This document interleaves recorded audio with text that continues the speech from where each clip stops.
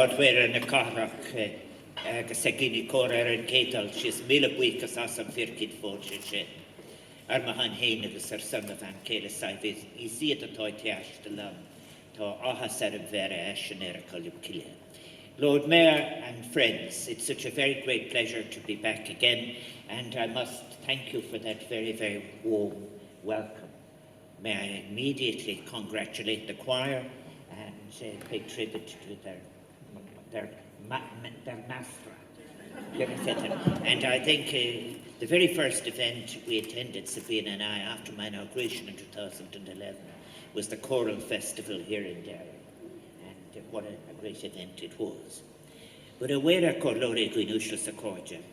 as I said, I have begun by expressing my gratitude to the 50th Anniversary Civil Rights Commemoration Committee for their very generous invitation to attend and address this festival today.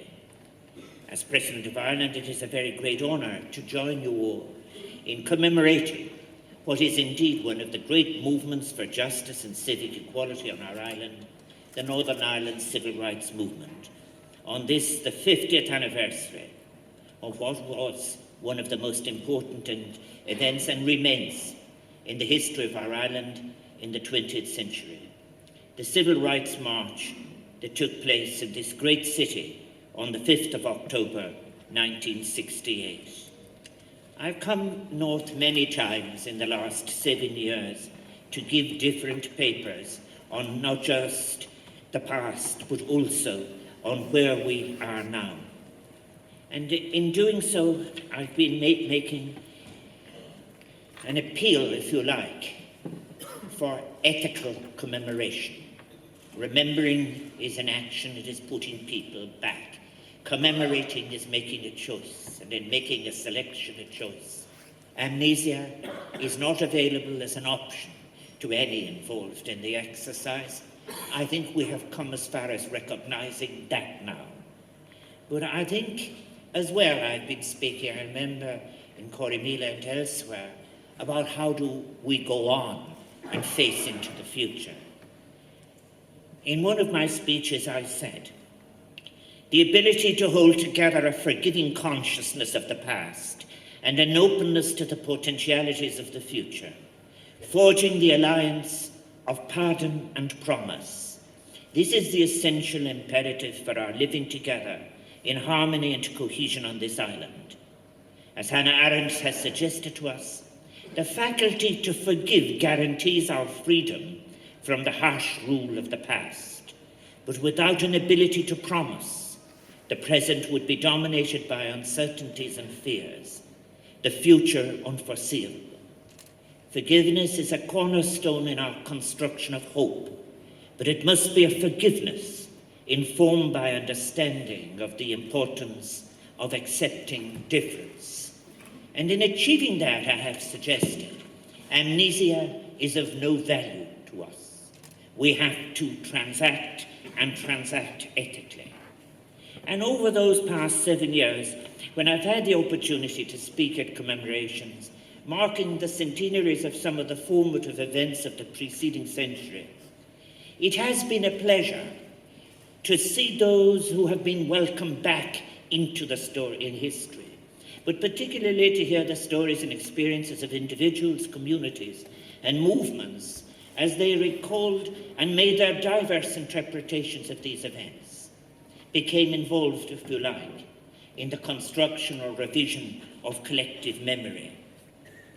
The social and economic forces with which communities contended and which they sought to shape have received a diversity of interpretations. Across this island, these commemorations have facilitated, I suggest, if not a wholesale reevaluation of the past, but after a re-engagement with our collective history, we have made some progress. However, the role of economic forces, of exclusions, still get a weak emphasis, and thus the possibility of recognizing those upon whom, to quote the great Edward Thompson, the enormous condescension of history has fallen. Women, workers, rural labourers, they have yet to get sufficient space in the narrative. Some of the moments we have been recalling were, of course, foundational for the political traditions on our island, whether nationalist, unionist, socialist or feminist. The Solemn League and Covenant, the 1913 lockout, the 1916 Rising, the struggle for women's suffrage. Others were experienced in common by all who lived on this island at that time, such as the First World War, which was, for those who lived in the southern state perhaps, too long suppressed in the popular mind and the public memory. The recollection of that terrible conflagration, that clash of empires, made tangible to new generations the horror and savagery that had befallen a previous generation of Irish men and Irish women, north and south, east and west. Yet, we retain now but few living connections with those events. The last surviving veteran of the War of Independence, Dan Keating, died 11 years ago. Florence Green, last living veteran of the First World War, passed away in 2012. As much as the events of 100 years ago can still evoke profound emotions, the events which we have gathered here this weekend to remember retain so much more in their immediacy and potency, falling as they do within the living memory of so many of the people of Derry, of Northern Ireland and this island, both as witnesses to and agents of history.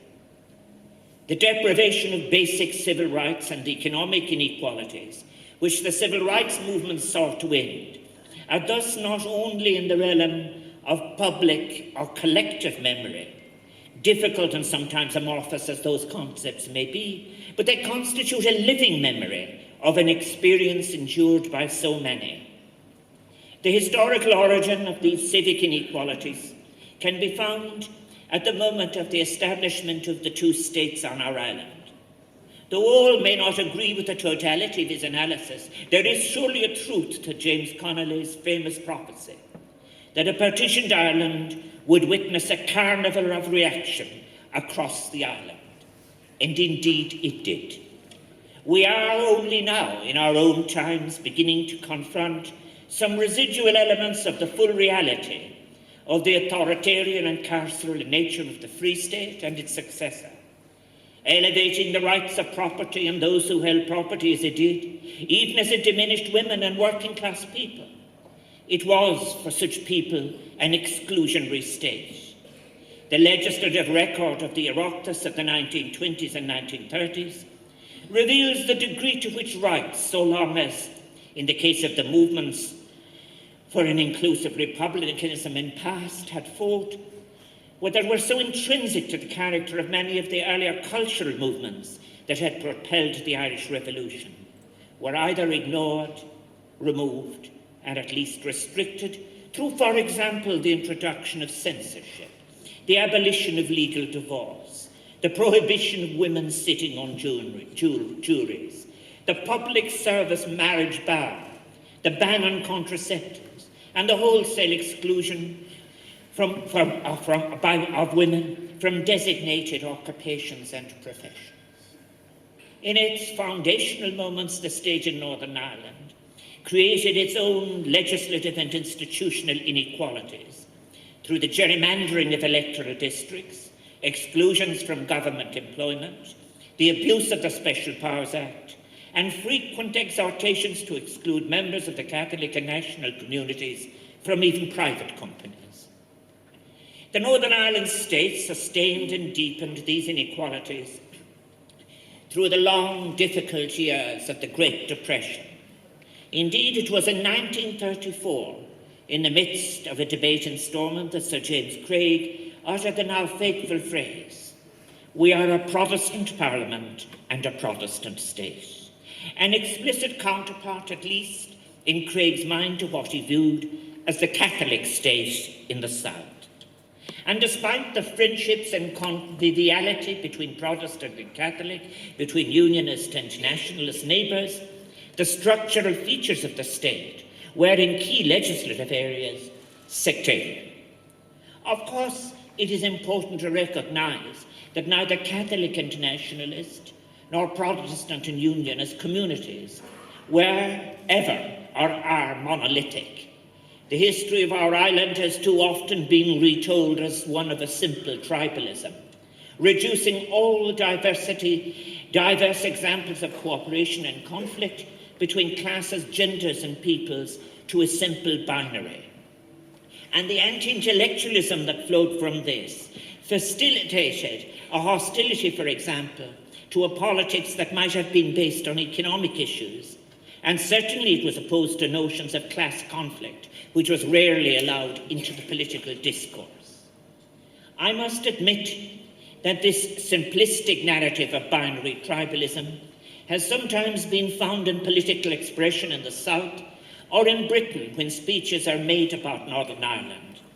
This not only omits and ignores historic and contemporary responsibilities, but can, by ignoring the potential in a pluralist sense for political change and political progress, it can foreclose the immense possibilities for the future.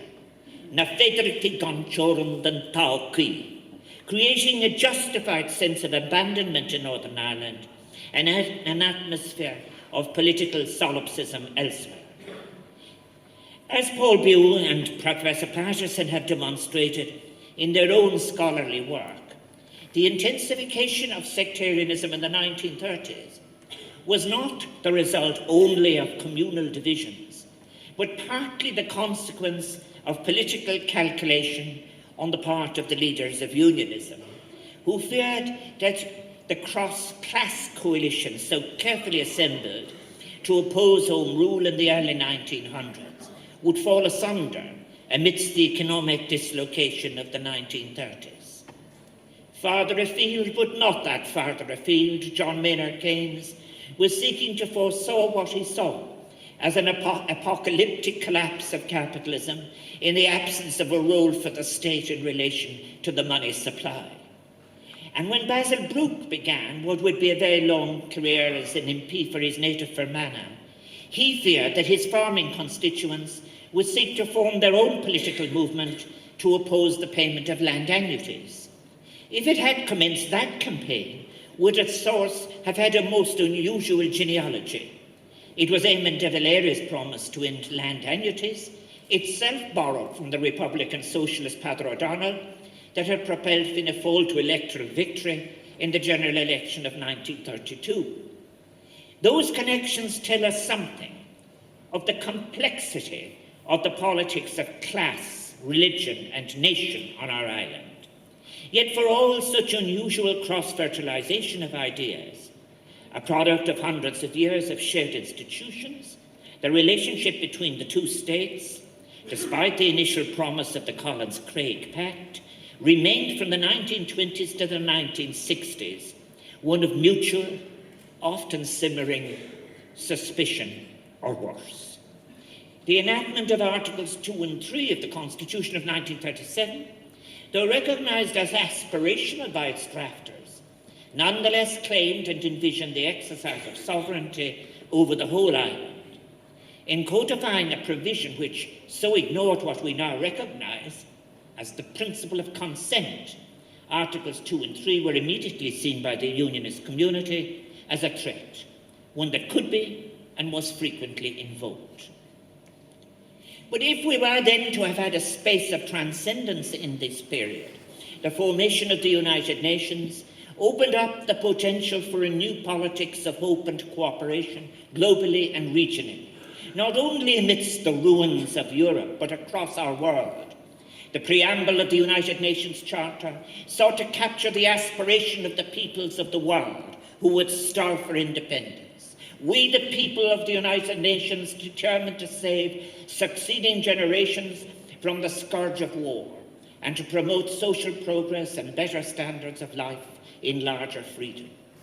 That larger freedom and the rights necessary to secure it, not just civil rights, but economic and social rights, rights in all their fullness, were given legal form, if not juridical form, in the Universal Declaration of Human Rights in 1948, which still stands as one of the great moral achievements of the post-war world. The great question was whether those rights would be vindicated by states throughout the world, whether through regional treaties such as the less radical European Convention on Human Rights with its associated court, or by member states directly. In Britain, a Labour government sought to pursue what the socialist Harold Laski termed a revolution by consent, by banishing what the liberal William Beveridge had called the 5 giants of want, disease, ignorance, squalor, and idleness. The building of this new Jerusalem could find too its own echoes in the French Fourth Republic and the Federal Republic of Germany.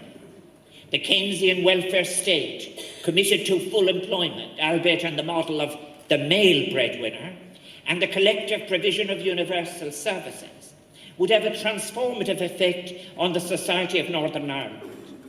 The National Health Service, one of the greatest accomplishments anywhere of the last century, and one of the most practical examples of solidarity, was established in Northern Ireland, while the extension of free education enabled a remarkable generation of leaders and writers to proceed on to secondary education in this city. Ivan Cooper, John Hume, Bernadette McAliskey, Eamon McCann, Seamus Dean, Seamus Heaney, and so many more. So let us recall that these transformative developments were not mirrored south of the border. The modest extension of free and universal health care to mothers and to children under 16 was denounced as creeping socialism and stalled for 5 years, resisted by both Catholic hierarchy and, more consequentially, the medical profession. That such opposition found a sympathetic ear among members of the both communities in Northern Ireland is a reminder, if any were needed, that the division on our island had sources that were not merely a matter of constitutional politics, but of contending social and economic visions, and particularly ideological views on the role of the state. And indeed, the missing debate on the role of the state and the appropriate role of the state in relation to the market are still like some ghost that hovers over our present discourse all over this island. Yet the achievements of the welfare state in Northern Ireland in expanding the reach and scope of economic and social rights serve to magnify the extent of the denial of other fundamental rights, no more so than in this city of Derry.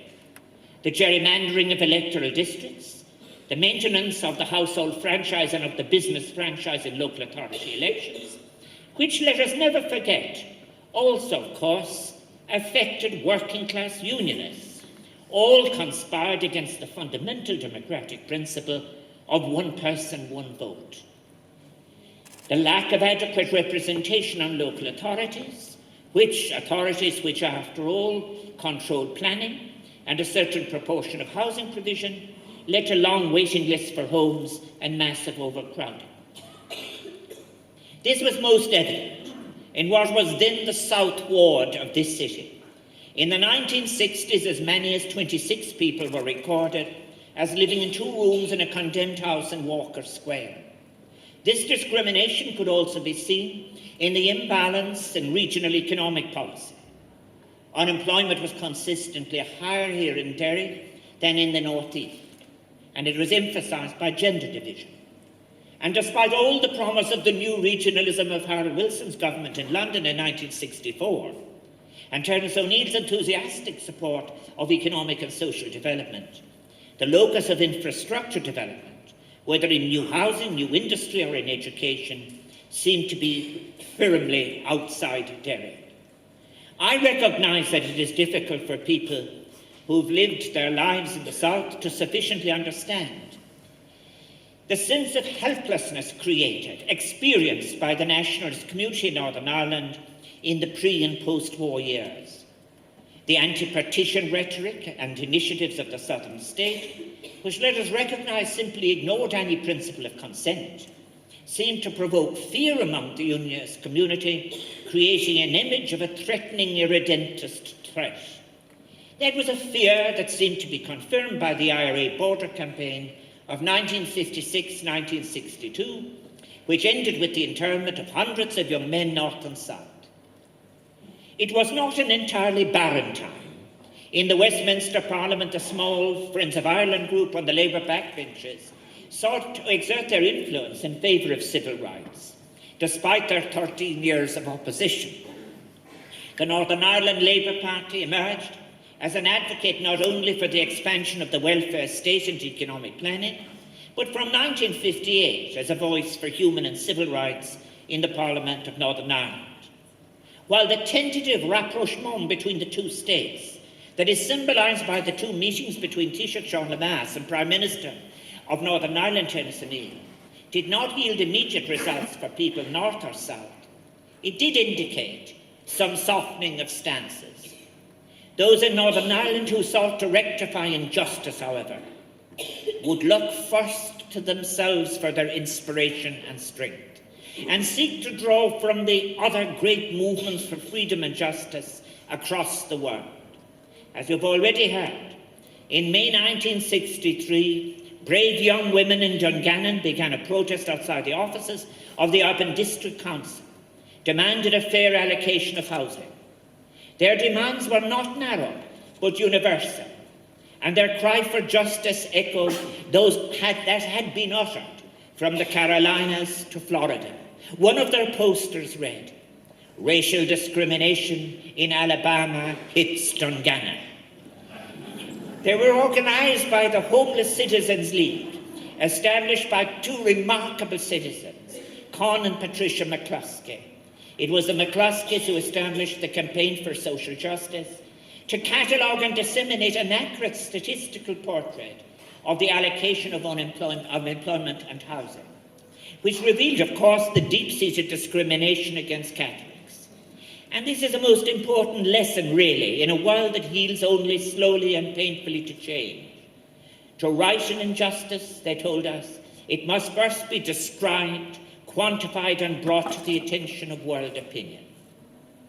And when Gerry Fitt was elected then as the MP for West Belfast in 1966, he used his maiden speech to demand, in his words, true democracy on these islands.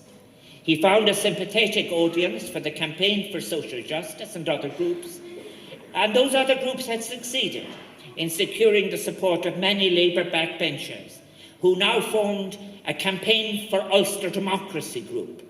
They asked, and may I say the phrasing reflects the patient, perhaps even far too slow transition from an imperial to a post-imperial mindset, how the British government could allow the government of Northern Ireland, in their words, to operate a franchise system that no British government would consider for any independent Commonwealth state.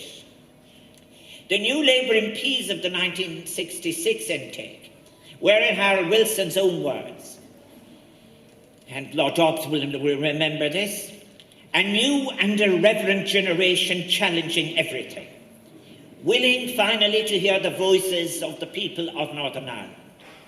And it is a reminder, of course, of a noble tradition of parliamentary agitation and of the responsibility of those at the heart of power to declare their solidarity.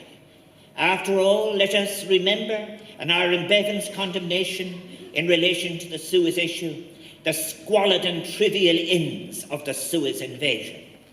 Yet, however important the solidarity of backbenchers in Westminster may have been, it could be no substitute for participatory politics sourced in the people. And that need was met by the formation of the Northern Ireland Civil Rights Association, whose leadership came from a diverse and broad cross-section of backgrounds, including Catholics and Protestants, nationalists, socialists, unionist Republicans, Northern Ireland Labour Party members, liberals, communists, and trade unionists. I think, although they're diverse in their backgrounds, they were all united in their determination to combat the deep inequalities which scarred Northern Ireland. Inequalities in housing, voting and policing. And their early campaigns focused not only on discrimination against the Catholic community, but also, for example, the travelling community. I spoke of the diversity of their membership when I gave one of the wonderful John Hewitt memorial lectures. The association demanded the principle of one person, one vote, an end to gerrymandering, elimination of discrimination in the allocation of government jobs and housing, the repeal of the Special Powers Act, and the disbandment of the Ulster Special Constabulary. With all the distance in time, these demands now seem not radical, but rather modest, constituting no more than, as one of the slogans of the day put it, British rights for British citizens. On the ground, in communities across Northern Ireland, people had already begun to take action. In early 1967, Austin Curry, as the Member of Parliament for West Tyrone in the Northern Ireland Parliament, spoke of the growing frustration and desperation as young homeless Catholic families were forced to squat, and as he put it, of more acts of civil disobedience, more emphasis on other means and less on traditional political means, and on the importance of that. And in June 1968, Austin Curry and a group of brave citizens occupied social housing in Caledon to protest the local authorities' discriminatory approach to allocating homes, one of the first major interventions of the civil rights movement into the public consciousness. On the 24th of August 1968, Curry and the Civil Rights Association organised a march between Coal Island and Dungannon on the 24th of August 1968 to protest the local authorities' discriminatory approach in the allocation of social housing. Hundreds of marchers proceeded to Dungannon in an echo of the great marches undertaken by the civil rights movement in the United States, only to be met by police barricades and counter-protesters. Despite the provocation, the association insisted on, in the words of its chairperson, whom I remember very well, Betty Sinclair, she said, "We are showing the world that we are a peaceful people, asking for our civil rights in an orderly manner." However, it would be the march of the 5th of October 1968 here in this city which brought the civil rights movement to the attention of the world. It was, of course, undertaken at the request of the Derry Housing Action Committee. And may I say what an honour it is to hear that some of the members of that committee are here today. As Finbarr O'Doherty has reminded us, the origins of the committee can be found in February 1968, following a discussion at Derry Corporation's housing department between four women, Mrs. McNamee, Dillon, Alford and Quigley, who were living in flats in the Limavady Road and who had been forced to live by candlelight when they found their electricity cut off. Or as they put it in an interview at the time, they've cut off the electric. Like the Civil Rights Association, the Housing Action Committee was a testament too to the broad church of the civil rights movement, with a diverse membership of socialists, republicans, labour activists, trade unionists, including, of course, Finbarr O'Doherty, Eamon Maylock and Eamon McCann. Like all those who viewed them on the relatively new and exciting medium of television, I can still recall the images of that civil rights march of the 5th of October, the baton charge by the police on Duke Street, the kicking and punching of protesters, and I remember reading contemporary reports on the intimidation of photographers and cameramen documenting the attack. I think, does this not also illustrate something that is useful for us? We can see how the form and the method of a reaction to proscribed action has such a significant part in the history of Ireland. It is the reaction which generates, as it were, very often the nature of the subsequent events. The images profoundly shocked people across Ireland, Britain and the wider world, and instantly linked in the minds of many who saw them the struggle for civil rights in Northern Ireland to the other great movements for freedom, democracy and social justice that were taking place across the world, connecting Derry to Paris, Rome, Berlin, Prague, Mexico City, Warsaw, Cairo.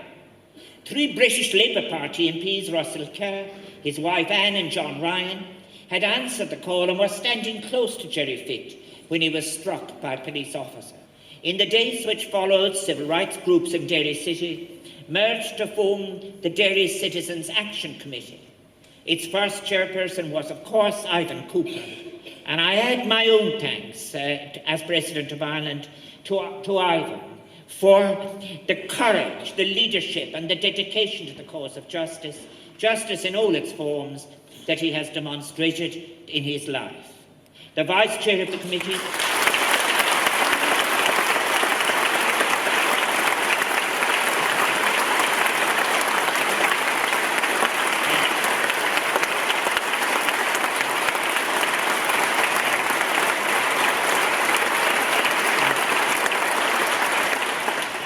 The Vice Chair of the Committee was another remarkable servant of the people of the island of Ireland, of whom I have a word to say in just a moment, John Hume.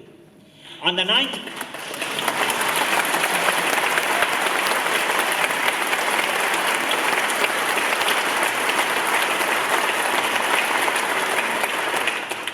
of October, 3,000 students from Queen's University gathered to march on Belfast City Hall to demonstrate their solidarity with the civil rights movement in Derry.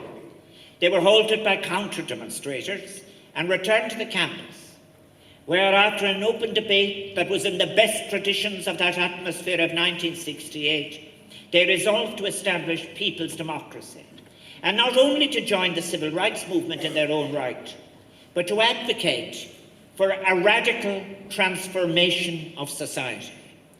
Which reminds me of that quotation of Arendt that I had at the very beginning, that the purpose of doing ethical commemoration should be to be emancipatory and facilitate the transformation of society.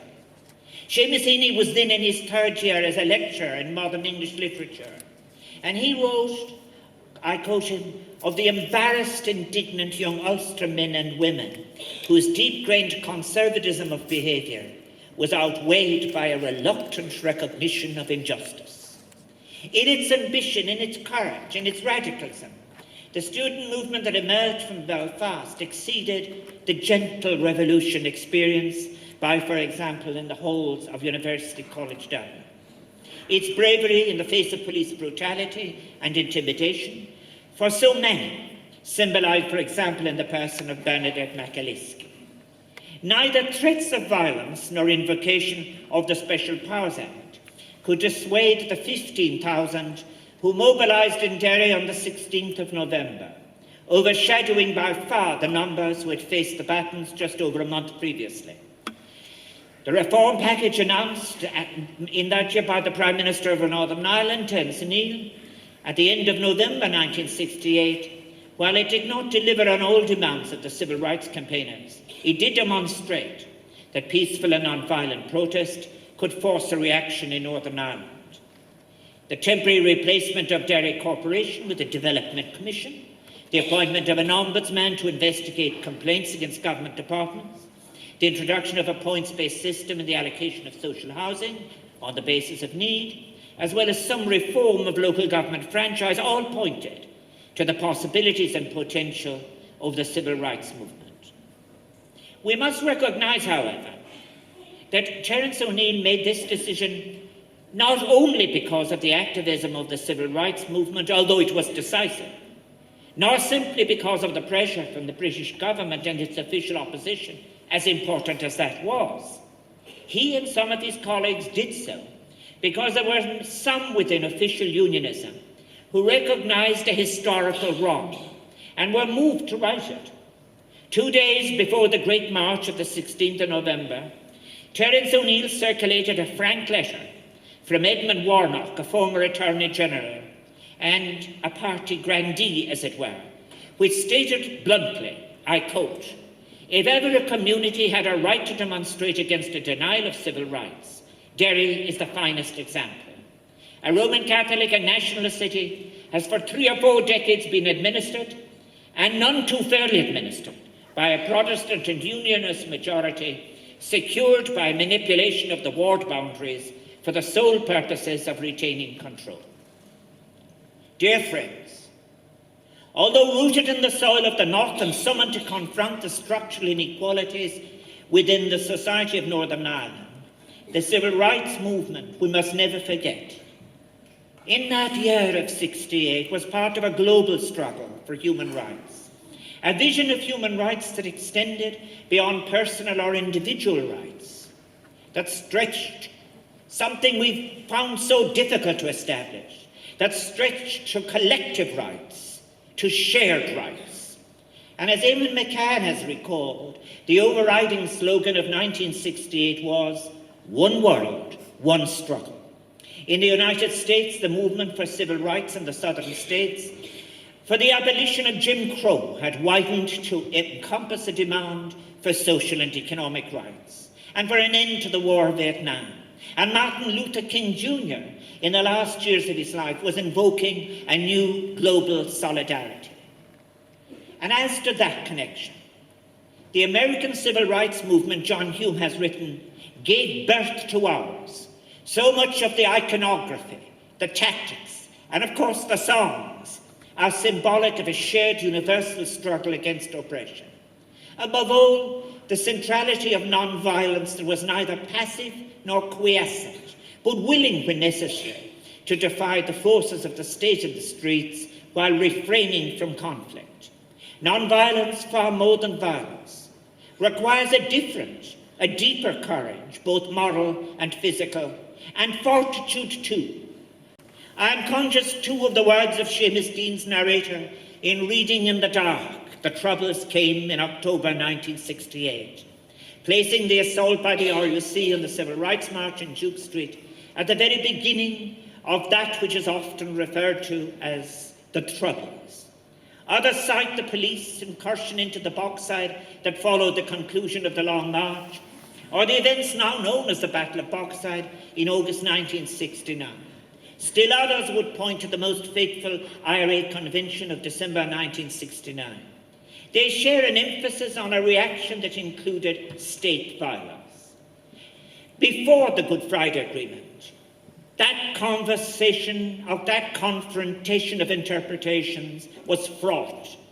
But perhaps now in this, the 20th year of the agreement, a more considered analysis is possible, given the political consequences are diminished. 4 years ago, the BBC broadcast a series of interviews that Eamon Malley conducted with Ian Paisley, which were in their way quite remarkable. At one point, Eamon asked Ian Paisley whether he thought the historic denial of one person, one vote in Northern Ireland was fair. And Ian Paisley replied, "No, but that's the way it was. The whole system was wrong. It wasn't one man, one vote. I mean, that's no way to run any country. There should be absolute freedom and there should be absolute liberty." That such an unlikely source ultimately recognized it ever so retrospectively, the innate justice of the aims of the civil rights movement, while he, at the same time, maintaining some reservations, is a vindication, though I recognize that it is not without its irony. That such a statement was even possible, however, is a testament to the achievement of the peace process and the Good Friday Agreement. The agreement embedded the demands of the civil rights movement through the incorporation of the European Convention of Human Rights into the law of Northern Ireland. Respect for fundamental human rights does not supplant deeply held convictions regarding the constitutional arrangements under which people wish to live, and neither do they require a negation of the legitimate and differing national aspirations held by the peoples of Northern Ireland in their diversity. And we need to defend these rights, indeed extend their social and economic reach, rather than acquiescing in any of their limitation, or indeed, even worse, their loss. However, the Good Friday Agreement demonstrates that a shared commitment to universal human rights, to equal treatment, to parity of esteem, can facilitate the creation of a shared space, one capable of accommodating different aspirations, one in which it is possible to imagine and shape a future of hope and possibility. And if we are to succeed in that endeavour, and we must, we should recall the animating spirit of the civil rights movement and remember that the concept of human rights must now encompass the right to decent work, to social protection, to security from fear of insufficient provision in the basic areas of health and housing and education. Accord.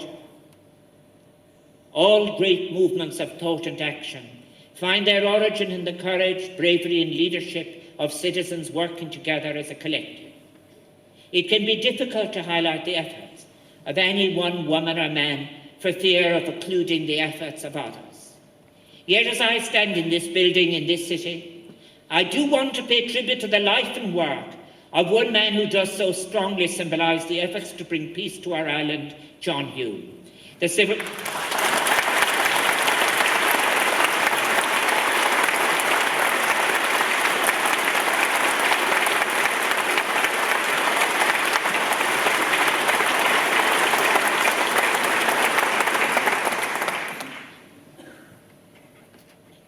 Yes, the civil rights movement was that crucible from which John Hume emerged as a national and international politician. He dedicated his political life to realising its programme and later its wider emancipatory potential. Sometimes I fear, and I know this fear is quite widely held, that the contribution of John Hume and his dogged persistence on the possibilities of dialogue through the dark twilight years of the Trouble might be eclipsed amidst the disputations of the contemporary moment as to appropriate historiography. Not only would that be a distortion of history, it would be unjust. His achievement in cultivating, for example, the interest and the engagement of politicians in the United States, and not only Irish-American politicians, has been brought to new light by Maurice Fitzpatrick's remarkable documentary, John Hume in America, which I know was shown in the Playhouse yesterday evening. Perhaps less recognised is his role in persuading, even forcing the administrative and political elite of the southern state to renew their engagement with Northern Ireland and to put aside sometimes unhelpful and inflammatory rhetoric. So as we assemble today, let us above all recall the vision of John Hume, so rooted in the experience of the civil rights movement, of a shared island, one that recognises the unionist and nationalist traditions, one that is capable of reconciling communities, one that north and south preserves human dignity and vindicates and expands fundamental human rights in the economic, cultural and social spheres. And if we remain true to that vision, we can not only sustain peace in our island, but we can together confront the shared challenges of the future with confidence and courage. And I end by saying this. While commemoration is always, as I have observed, a process of selective remembering, ethical commemoration is that which seeks to respect context and complexity, as well as the agency and the integrity of the motivations of the men and women from the past. The ethics of commemoration also entail an openness to the dissonant voices and stories of the other, the stranger, the enemy of yesterday, but the partner of tomorrow. Míle buíochas, thank you.